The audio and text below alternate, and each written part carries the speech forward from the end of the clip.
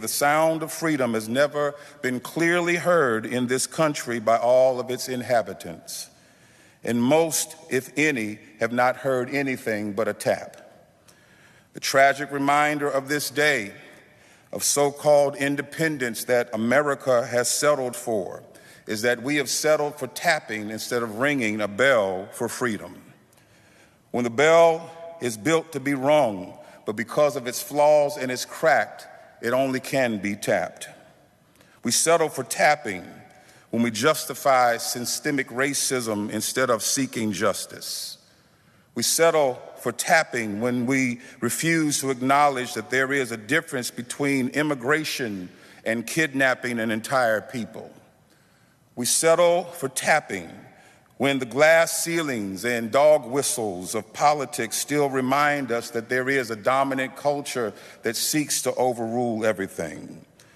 We've settled for tapping when a seated president tacitly affirms the belief of white power via social media and then vocally denounces the notion that Black lives matter by saying it is a motivation of hate.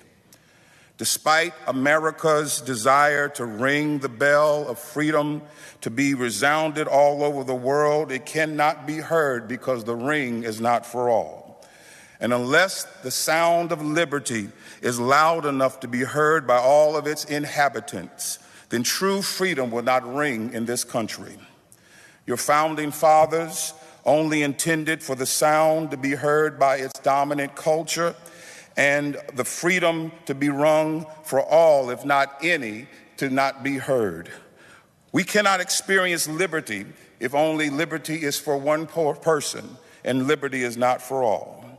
As the feeble attempts of the descendants of owners of enslaved people have sought to tap a bell that can no longer ring the sound of liberty, the descendants of those enslaved people now have sounded the alarm that freedom can no longer be withheld.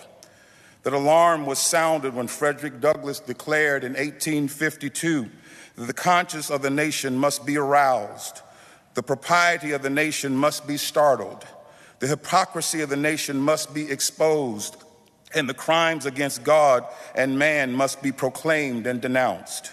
That alarm was sounded when Emmett Till's bludgeoned body was broadcast for all the world to see in 1955. That alarm was sounded in 1968 when Martin Luther King Jr. stood on the steps of the Lincoln Memorial and pronounced the nation's need for freedom to ring. That alarm was sounded in 2016 when Colin Kaepernick knelt during the national anthem to make a stand against police brutality against Black men and women. And that alarm was sounded in 2020 when George Floyd was murdered in the public square in broad daylight under the knee of a police officer while the world heard him cry out, "I can't breathe." What I've come to declare today is that we can no longer settle for tapping. If we really want the world to hear freedom ring, then we must continue to sound this alarm.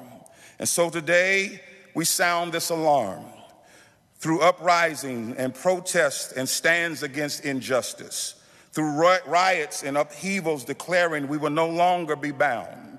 We sound this alarm 13 times for Eric Gardner, for Michelle Cusseau, for Tanisha Anderson, for Tamir Rice, for Natasha McKenna, for Walter Scott, for Philando Castile, for Botham John, for Atiana Jefferson, for Breonna Taylor, for Elijah McCain, for all of my children, and for our God.